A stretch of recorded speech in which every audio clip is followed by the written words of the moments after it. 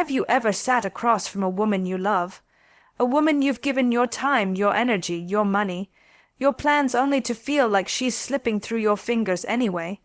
You paid the bills, you bought the flowers, you even bit your tongue when you wanted to scream, and yet she seems distant, irritated, unmoved, and you sit there thinking, what else am I supposed to do? This is not about grand gestures. Not really, not about how much you gave. It's about what she felt.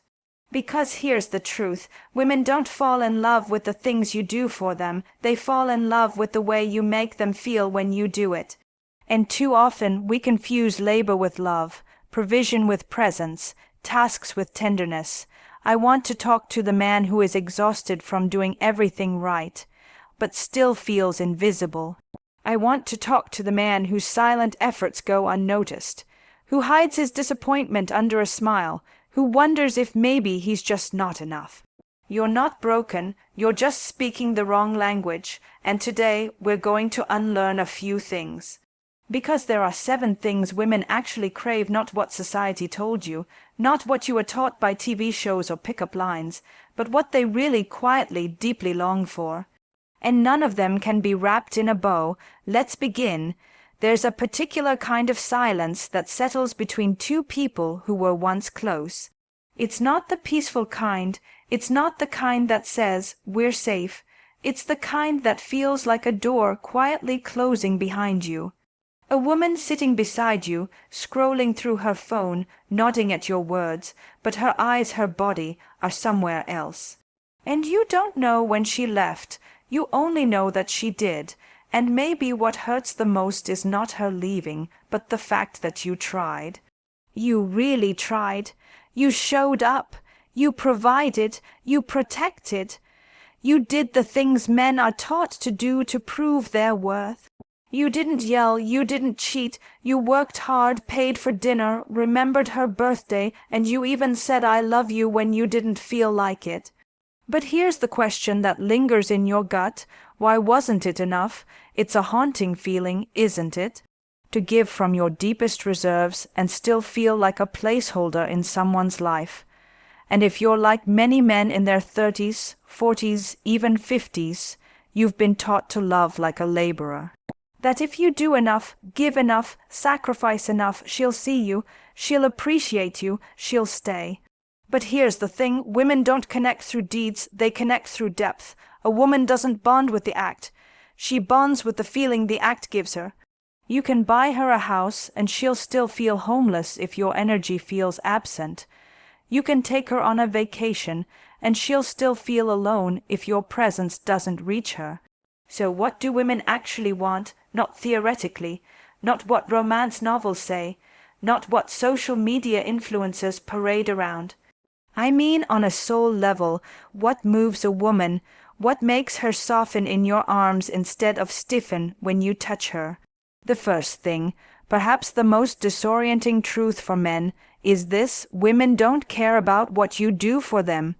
They care about how you do you. Masculine integrity, it's not just a buzzword, it's a felt sense. A woman wants to know that the man in front of her is centered, that he knows himself, that his yes means yes, and his no means no, that he doesn't twist himself to win her approval or lie to her to avoid a reaction. She wants to feel the spine in you, not the one you show through dominance, but the one you express through honesty. Because when a woman senses that your words are hiding something, when your eyes drift from hers as you explain yourself, when your actions are clean but your energy is muddied, she disconnects. Not because you failed her, but because you failed yourself. She can feel the man who lies to keep the peace, the man who fears her emotions more than he trusts his own truth, the man who avoids conflict by becoming agreeable. And while she may tolerate this, she cannot desire this, because no woman can deeply want a man who doesn't trust himself. Integrity is not about being perfect, it's about being congruent. That means your actions, your emotions, your intentions, they all line up. And when a woman senses that alignment in you, something incredible happens. She relaxes, not because you made her happy, but because she knows she's safe in your presence. Let me give you a moment here. Think about the last time you didn't speak your truth. The last time you held back because you thought, if I tell her what I really feel, she might leave, she might cry, she might explode. And so you offered the edited version of yourself, a safer, more polite version, a mask, that moment right there. That's where attraction begins to die. Because the woman you're trying to please, she might nod, she might smile, but she'll feel that what you're giving her isn't real. And even if she can't explain it, she'll start to pull away. And that's the tragedy for so many good men. You don't lie to manipulate, you lie to maintain peace. You don't stay quiet to be dishonest, you stay quiet to avoid chaos. But in doing so, you abandon the one thing she craves most, your emotional clarity. Women don't want to guess how you feel. They want to feel it in the way you breathe, the way you say no, the way you hold your ground even when she's emotional. Not because you're cold, but because you're solid. That's the first thing, that's the foundation, a man rooted in himself. A man who's not afraid of a woman's storm because he's already made peace with his own. Now let's go deeper. The second thing a woman wants, far beyond what you buy, what you build, what you bring home, is your emotional attunement. Let's slow that down. I'm not talking about becoming emotional. I'm talking about becoming emotionally aware. The man who notices her shifts, not to fix them, but to witness them. The man who feels her pulling away and gently says, "Hey, I feel you drifting, talk to me." Instead of waiting for her to explode and then asking, "Why didn't you say something earlier?" Do you see the difference? One man reacts, the other man notices. A woman wants to be seen not just physically, but energetically. She wants you to feel her without her having to beg for it. And here's the paradox. When a woman has to ask for your attention, it no longer feels like attention. It feels like charity. You don't have to become her therapist. You don't have to solve her mystery. But if you want to be the man she gives herself to fully, then you must learn to tune in, to ask yourself, what is she really trying to say beneath these words? To hear the silence behind her "I'm fine," this kind of presence, it doesn't require grand acts, it requires stillness. Curiosity, the courage to look beyond her mask without trying to rip it off. Because often when a woman withdraws, it's not to hurt you. It's because she doesn't know if it's safe to bring more of herself into the space and your attunement. That's her signal, that tells her, you see me, you're not running from my emotions, you're meeting them. So many men ask, why is she so emotional? Why can't she just be logical? But the truth is, women were never designed to be simple. And your job is not to simplify her. Your job is to stay steady when her waves rise, to feel them, to reflect them, and to remain anchored, not stoic in detachment, but grounded in care. This, my dear men, is where emotional intimacy begins. Not with long talks, not with poetry or roses, but with the quiet power of your notice, your reflection, your attunement. And when you combine integrity with attunement, something begins to shift. She softens. She trusts, she leans in, not because of what you did, but because of how you showed up. Now, take a breath. Let this land, because where we go next will change everything about how you understand her desire. Desire doesn't live in the reward of your effort. It lives in the quality of your presence. That's something most men have never been told. They've been raised to measure their love by how hard they work for it, but women don't respond to effort, they respond to emotion. She doesn't want your checklist, she wants your essence, and that's why the third thing she deeply wants but will rarely say out loud is your unpredictability. Not in the sense of instability, but in the sense of aliveness. You see, security is something women seek for survival. But mystery is what keeps their soul awake. The man who is always available, always predictable, always speaking in the same tone, always responding with the same phrases, creates comfort, but not electricity. And here's the subtle pain many men carry. They've made their woman feel secure, but in doing so, they've become invisible. So what does it mean to be unpredictable in love? It means that she doesn't always know what's coming, but she trusts it'll be real. It means that sometimes you tease her with your words instead of just nodding at hers, that you interrupt her routine with something playful, something passionate, something spontaneous. That you can be soft in one moment, intense in the next, because here's what you have to understand: women crave polarity. Not in the cliché alpha male sense, but in the sense that they want to feel your range. If every emotional note you play is the same one: kindness, consistency, niceness, it flattens the music of your connection.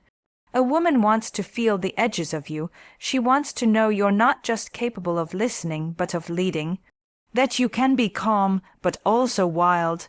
That you can sit in silence with her, and then throw her up against the wall with desire when the moment calls for it.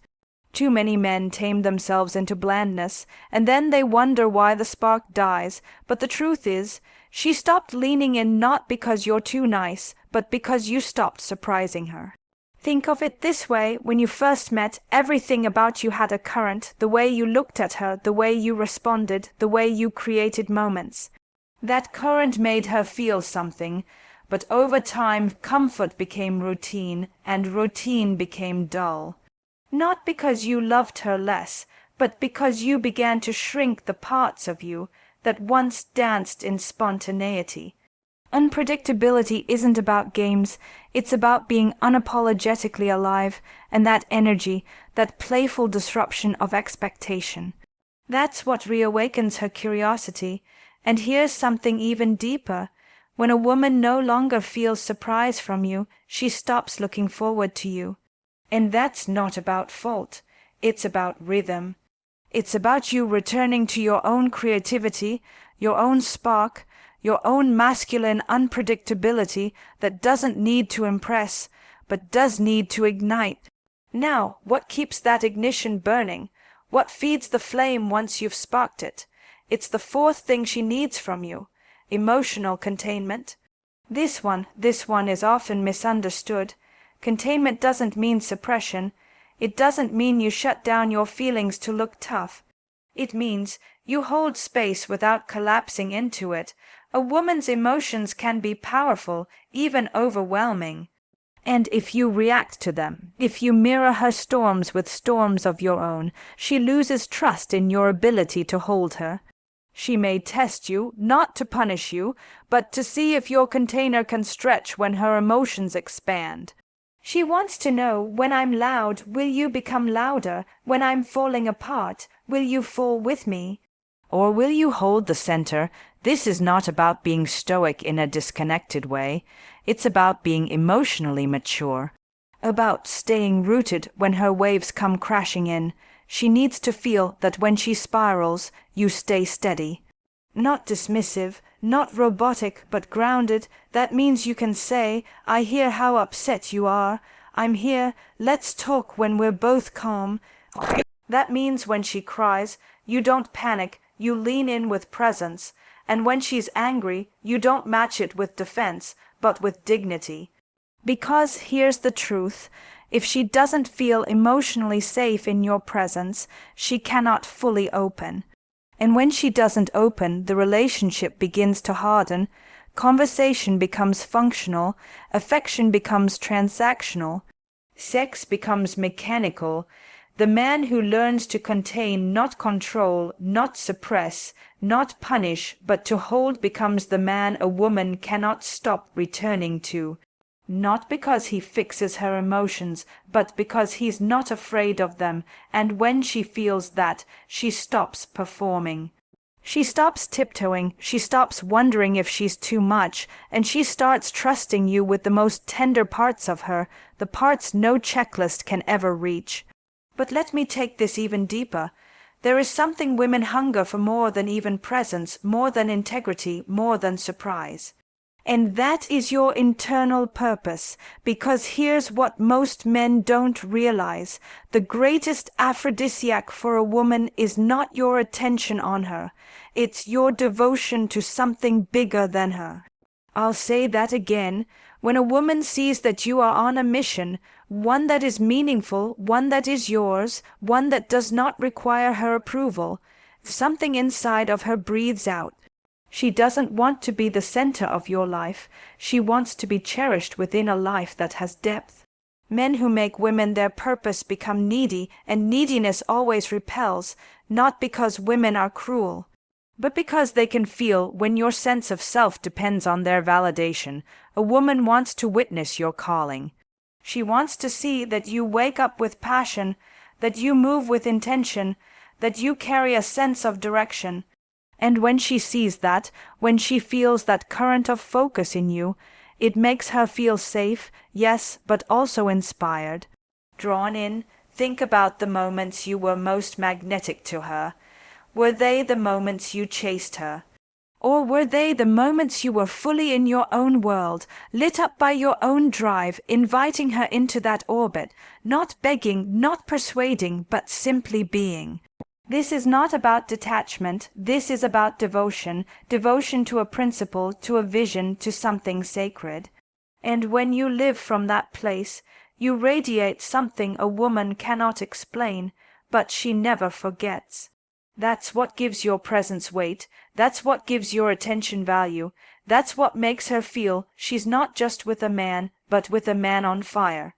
In that fire it warms everything around it, but it never burns itself out trying to keep others comfortable. It stays alive by honoring its source. So when you wonder why your efforts don't move her, ask yourself, am I rooted in purpose? Or am I orbiting her moods because the man who orbits her becomes forgettable? The man who stands in his truth becomes unforgettable. Let me pause here gently, because I don't want you to feel overwhelmed.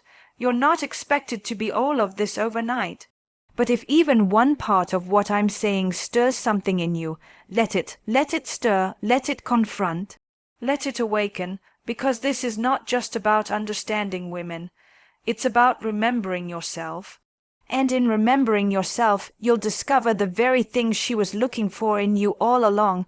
There's something remarkable that happens when a man remembers himself. Not the version of himself shaped by obligation, performance, or past heartbreaks, but the version that's quiet, sovereign, rooted. The version that's not desperate to be chosen because he has already chosen who he is. This is the man who naturally begins to offer the fifth thing women crave most. And no, it's not romance, it's emotional leadership. Let me explain. Most men think leadership in love is about control or providing solutions. But emotional leadership is subtler. It's the ability to guide the relational energy between you without needing her to go first. It's the moment you reach for her hand when you feel her pulling away. The way you say, "Let's not fight tonight, come here," instead of waiting for her to apologize. It's leading with vulnerability, not to be weak, but to be brave enough to go first. A woman wants to feel your ability to steer the emotional weather between you both. Not manipulate it, not dominate it, but to guide it toward connection, especially when it's easier to withdraw. She doesn't want to feel like she has to be the emotional adult all the time. She doesn't want to mother you through every disagreement. She wants to know you can meet her there, and this doesn't mean you never stumble. It means you're aware. You're willing. You take initiative not just in planning a date night, but in cleaning up emotional messes. You say, "Hey, last night felt off. I miss us." You bring the relational tension into the light, not to accuse her, but to free both of you from the invisible prison of disconnection. When you do this, something in her exhales, something in her says, finally, I'm not the only one holding the emotional weight. Finally, I can soften because he's not afraid of navigating our emotional world. This is what she longs for. and no bouquet of roses can replace it. But it's not just about stepping into emotional maturity. It's also about honoring the emotional space she occupies without trying to fix it. That brings us to the sixth thing she truly, deeply wants from you: emotional permission. This one may feel foreign, even counterintuitive, especially if you've been raised in a world that teaches men to be protectors and problem solvers. You see her pain, her confusion, her frustration, and your instinct says, fix it. Stop it, make it go away. But what if the most loving thing you could do was to make space for it? You don't need to heal every wound in her voice. You don't need to rewire every fear in her body. What she needs, more than your solutions, is your permission to feel. She needs to know she's not too much when she's angry, that she's not a burden when she's sad, that you don't shut down or tune out when her words get messy. Because if you do, if you react with impatience, or worse, indifference, she'll stop bringing her truth to you. Not because she doesn't trust herself, but because she no longer trusts you to receive her. And let's be honest, this can be hard. Because many men were never taught how to be with a woman's raw emotion without trying to control it. But here's what emotional permission looks like in real life. It's when she says, I'm overwhelmed. And you say, I get it. I'm not going anywhere. It's when she breaks down and says, I feel like I'm not enough. And instead of trying to convince her otherwise, you hold her and whisper, you don't have to be anything but you. It's when she spirals in doubt, and instead of lecturing her with logic, you anchor her with presence. You let her be without rushing her through it. That's what makes you unforgettable, not because you fixed her problems, but because you allowed her to be fully human in your presence. And that's rare, that's sacred, because when a woman feels that kind of safety with you, she will open to you in ways that are beyond the physical. She will start to give you the pieces of her that she doesn't show the world, and that is not seduction, it is surrender. But that surrender, it only comes when you've made her feel one final thing. The seventh and perhaps most misunderstood thing women want is your masculine polarity. Not the outdated stereotype of dominance, not the fake confidence of performance, but the kind of grounded masculine presence that invites her to let go. Women carry so much. They move through the world with responsibility, with sharpness, with protection mechanisms built from years of being misunderstood, misused, or unseen. What they want, what they ache for, is a man in whose arms they can stop performing, but she can't soften if you don't hold the frame. And by frame, I don't mean controlling her choices. I mean creating a container of emotional, physical, and spiritual depth so strong that she knows she can dissolve in your presence and still be safe. Masculine polarity is not about flexing your voice. It's about depth in your nervous system. It's the slow tone of your voice when she's frantic. It's the power of your stillness when she's spinning. It's the way you touch her with direction, not hesitation. You don't need to dominate her. You need to invite her into relaxation, and that can only happen when you've stopped seeking her approval and started embodying your own authority. Because a man in his masculine doesn't chase, he attracts, he doesn't perform. He penetrates not just her body, but her spirit with his clarity, his honesty, his unwavering presence. That's what she wants, not more flowers, not more gifts, not more promises, but more truth, more leadership. More feeling, more you, not the you that's been trained to be palatable, but the you that is unapologetically whole. So if you're sitting there wondering why your efforts aren't enough, why the dinners, the trips, the text messages, the steady job, the supportive presence don't seem to move her, the answer is simple. You've been doing things, but she doesn't want things. She wants you, and eventually into theta, your alignment. Your emotion, your mystery, your truth, your mission, your leadership, not in fragments, not in bursts. But consistently, quietly, completely, that's when she feels it, not what you've done for her, but who you are in front of her. There's a shift that begins to happen in a woman when she feels these 7 things. She no longer asks for proof. She no longer analyzes your every word. Her walls begin to melt, not because she's been convinced, but because she's finally felt held. Not managed, not pursued, but met. And now the game changes, because once a woman opens, she starts giving. She gives without calculation, without needing reassurance. She becomes expressive, playful, even wild in her own way, not for attention, but as a natural response to being seen. But here's where many men unconsciously sabotage that opening. They think the work is done. They think she's finally relaxed. I've got her now, but you see, love is not a switch you turn on. It's a flame you tend to, and even when the room is warm, that fire still needs attention. Not anxiety, not maintenance, but tending. A woman who feels you once will begin to expect you. She'll attune to your rhythm. She'll sense your emotional availability like a sixth sense. And if you begin to drift, if your eyes start glazing over again, if you start performing rather than feeling, if you slip back into routine without reflection, she will feel the space between you widen, and this time it will hurt more, because she knows what it felt like when you were fully there. She remembers what it felt like to be chosen not for what she gives you, but for how you feel yourself when you're with her. This is where emotional consistency becomes your power, not perfection, not rigidity, but a devotion to the same presence that drew her in to begin with. Because the moment you start using the love she's giving you as proof that you can now ease off, that's the moment you stop leading. Let me say something very gently, but very clearly. Women fall out of love with who you become when you stop evolving. They don't leave because you changed careers, or because you gained a few pounds, or because you didn't make enough money. They leave because you stopped growing. You stopped being curious. You stopped looking at her like she mattered.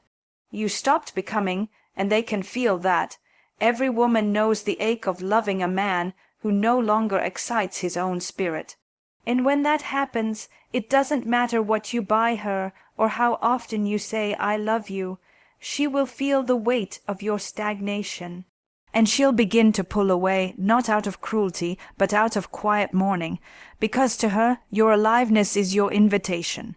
And when you stop becoming, she feels uninvited. So what does this mean in practice? It means you never stop doing the work, not for her, but for you. The relationship will reflect the level of energy you bring to yourself. The more you self-abandon, the more she will feel emotionally abandoned. Not because you turned your back on her, but because you lost access to the version of you she originally fell for, the one who moved from aliveness, not from fear. And this is where your inner world becomes sacred territory, your self-reflection, your discipline. Your desire to continue learning, growing, stretching your edges.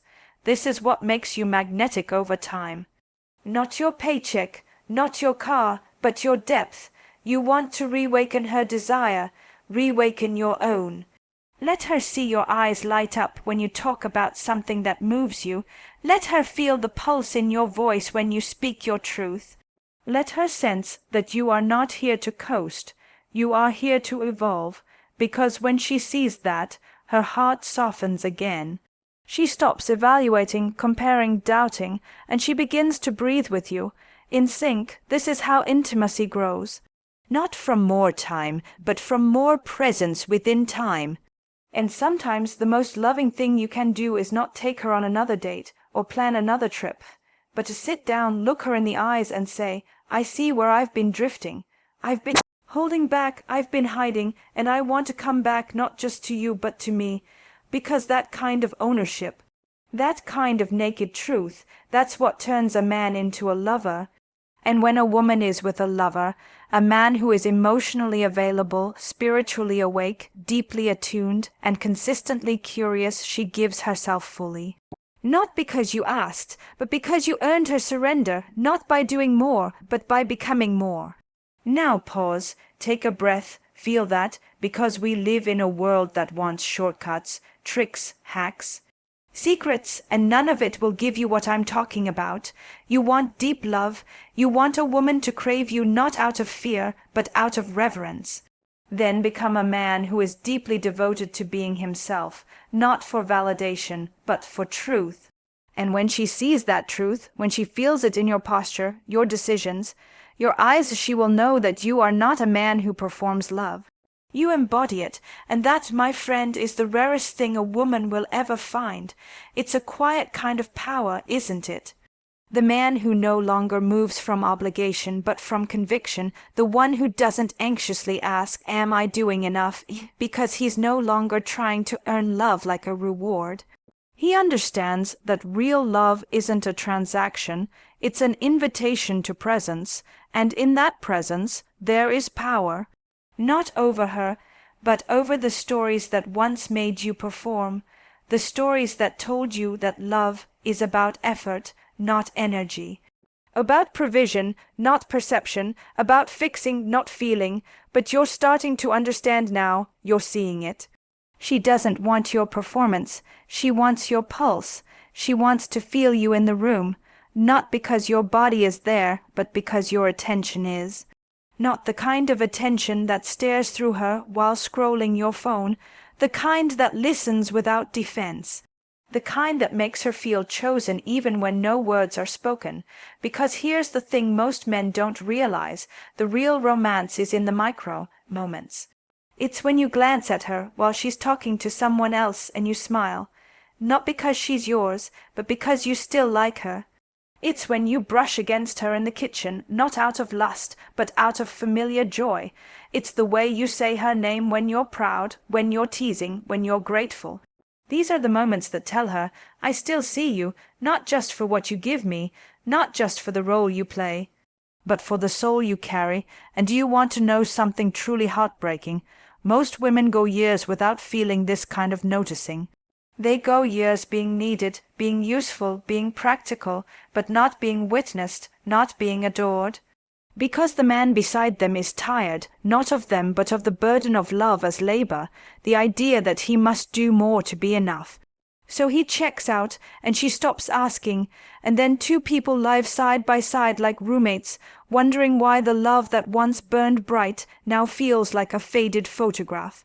But it's not because the love is gone, it's because both people forgot how to see again, and the way back is simple. Start where you are, look at her, really look, let your gaze linger, let your eyes smile, let your voice slow down when you say good morning. Let your hands touch her like she's new, not because she's changed, but because you have. Because this is the truth. The way you experience her is always a reflection of the way you are experiencing yourself. If you are numb, she will feel boring. If you are distracted, she will feel distant. If you are disconnected, she will feel confusing. But if you are present, she will bloom, not because she needs your approval, but because she trusts your perception. And women are creatures of mirroring. They become more radiant in the presence of a man who reflects back their soul, not just their behavior. You want her to be softer, you want her to be more expressive, more loving, more playful, then stop waiting for her to change. Start becoming the space in which she feels safe to change. This is not about taking blame. This is about taking responsibility for the energy you bring, the tone you set, the invitation you extend through the way you show up day after day. Because, let me be very clear, she may love you deeply, she may admire your loyalty, she may appreciate everything you've done. But if she doesn't feel emotionally fed in your presence, she will start to starve, and the starving woman does not leave overnight. She leaves slowly, first in her laughter, then in her affection, then in her eyes, until one day you wake up beside a woman who's already gone. Not because you did something wrong, but because you stopped doing what was right, and what's right isn't big. It's not grand, it's not some trick, it's the daily, sacred act of returning to her energy, returning to your own emotional honesty, returning to the version of you that didn't just want her love, but wanted to feel worthy of it. That's the man she misses when the connection fades. That's the man she whispers about when she's sitting in her car, wondering where things went numb. That's the man she will never forget, not because of what he gave her, but because of how he made her feel herself in his presence. So if you're listening right now and you feel that sting in your chest, that ache that says, "I've been slipping," let it pierce. Let it open you, because this is not the end. It's the return to the man you promised yourself you'd be, to the love you wanted to lead with, not just receive, to the life you didn't come here to perform but to live fully. And that, my friend, is the path of real masculine love, not one who chases approval, but one who commands connection through presence, through purpose, through truth. There's a question that lives in the silence between many couples. It doesn't get asked out loud, but it lingers in every interaction. In the way her eyes search your face, in the way your voice flattens during a conversation, in the way you both lie in bed close in body, but distant in presence. And the question is this: are we still choosing each other, not out of routine, not out of duty, not out of convenience, but out of desire, out of reverence, out of the knowing that in this person I see something that makes me want to bring my fullest self to the table? That's what love asks of us, not perfection, not eternal novelty, but the courage to keep showing up as a new version of the man she first fell for. Because women don't fall in love with who you were, they fall in love with who you become while you're with them. And if you stop becoming, if you put your emotional growth on pause the moment she says "I love you," then over time what she loved begins to dissolve into memory. And you wonder why the connection feels like it's dying, but it's not the love that dies first, it's your aliveness that dies. And the relationship follows, so here you are now, listening, breathing, reflecting. You've heard the truths most men never get told. You've seen the mirror that most relationships never dare to hold up. And maybe something inside you is whispering, "I want to do it differently now." If that's you, then hear me when I say, it's not too late. You don't need to overhaul your personality. You don't need to become someone you're not. You just need to remember what you've always known but perhaps forgotten, that your value is not in what you do for her. It's in how deeply you show up as you, the man who's honest with himself, the man who speaks when something feels off, the man who holds her not to control her, but to make her feel safe enough to unravel, the man who doesn't need her to be less emotional, because his masculine heart is strong enough to hold her storms, the man who brings aliveness into the room, who leads with joy, who disrupts the ordinary with a kiss on her neck while she's brushing her teeth, who keeps the tension alive, not by playing games, but by playing, period. This is the man she craves. Not because he does big things, but because he makes the small moments sacred. That's what women remember. The micro moments, the way you looked at her when she didn't feel pretty, the way you called her name when you were proud of her, the way you apologized not to end the argument, but to take responsibility, the way you touched her with reverence, the way you stayed curious even after years together.